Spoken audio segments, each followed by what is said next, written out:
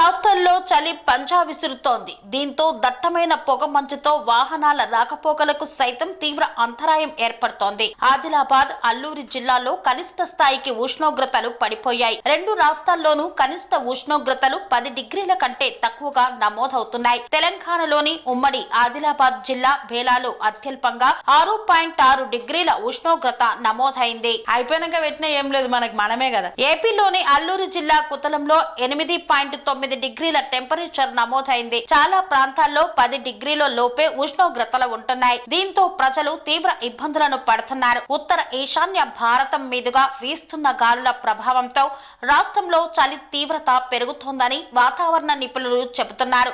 ఇవాళ బంగాళాఖాతంలో ఏర్పడనున్న అల్పపీడనం ప్రభావంతో ఆంధ్రప్రదేశ్, తెలంగాణలో చలి తీవ్రత కాస్త తగ్గే అవకాశం ఉందని వాతావరణ శాఖ చెబుతోంది.